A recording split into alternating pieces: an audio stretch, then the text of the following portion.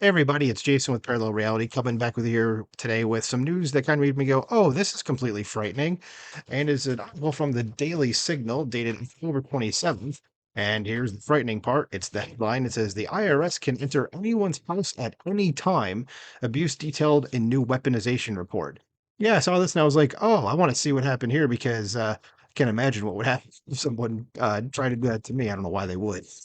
But let's get into it because again, this is legitimately a frightening thing.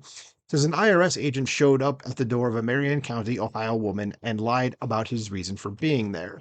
Once inside, the IRS agent, and they spelled revenue, as in revenue. Nice job there. Says so. Once inside, the IRS agent, purporting to be named Bill House, began to harass and intimidate the taxpayer, according to a congressional report released Friday. Yes, so let's give them billions upon billions of more dollars to hire tens of thousands of more agents, because that's going to go well. It's already going fantastically. Does the woman called a lawyer who told the IRS agent to leave the home since the taxpayer had gotten no prior notice of unpaid taxes. And he said, I am an IRS agent. I can be at and go into anyone's house at any time I want to be, responded the agent, who was using a phony name, according to the report from the House Judiciary Select Committee on the Weaponization of the Federal Government. That's a mouthful. Says under pressure from Congress, the IRS discontinued its policy of unannounced home visits in July, so just a few months ago. So good job, government. Again, I'll say this, I've said this before, abolish the IRS, please. Says the select subcommittee's 22-page report is titled Fighting the Weaponization of the IRS, the End of Abusive Unannounced Field Visits. And here is the wow, is that the you can actually download this damn thing. Wow, I'm not going to do that. I don't want to read it. I will read this, which is just the summary. So it says the Ohio woman's experience is one of several examples of IRS abuse included in the House panel's report. After the taxpayer called the police, the revenue officer even filed a complaint against the police department, the report says. The IRS later confirmed that the taxpayer owed nothing and acknowledged the situation never should have gotten this far. Like, why did it happen in the first place? Shouldn't we start there? Says under Democrat control, Congress voted in August 2022 to boost IRS funding by $80 billion over 10 years. The funding increase prompted congressional Republicans to demand more oversight of the agency. We don't need more oversight. We just need it to go away. Then we don't have to worry about anybody looking over it or anything like that. So, says this shocking abuse of power is a startling indication that the IRS believes it may do what it wants when it wants, the report says. This House Judiciary Chairman Jim Jordan, Republican of Ohio, is also chairman of the Weaponization Committee. Excuse me, got the hiccups all of a sudden. Says the report from the subcommittee also details an IRS field visit to the home of journalist Matt Taibbi on the same day he testified to Congress about government censorship. Yeah, nothing to see. It's just a total coincidence.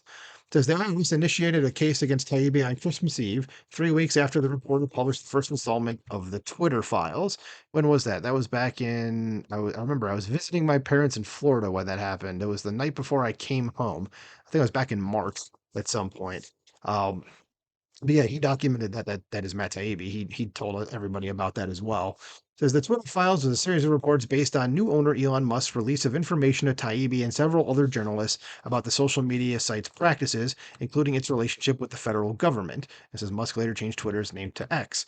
Says in the 4.5 years between when the IRS alleges it last tried to contact Mr. Taibbi and the day it conducted an unannounced field visit, neither he nor his accountant ever received notice from the IRS about an issue with his tax return. Yeah, it's funny how the moment he goes to testify in front of Congress about the bad things the government's doing, the brown shirts show up at his house to be like, "Hey, what's going on here, dude?" Says the IRS conducted its field visit even though Mr. Taibbi did not owe the IRS anything. Rather, the IRS owed Mr. Taibbi a substantial refund. Whoops. I did not do that. It's funny. So it says the unannounced field visit alarmed Mr. Taibbi, who viewed it as an attempt to chill his reporting about governmental abuses. That's probably exactly what it was meant to do. So I mean, it would have probably been too obvious if it was like the FBI showing up at his house. So they're like, oh, just send the IRS. It'll make it seem like he was doing something bad or he didn't owe money. And oh, wait, you mean you guys owe him a crap ton of money? Good job, government.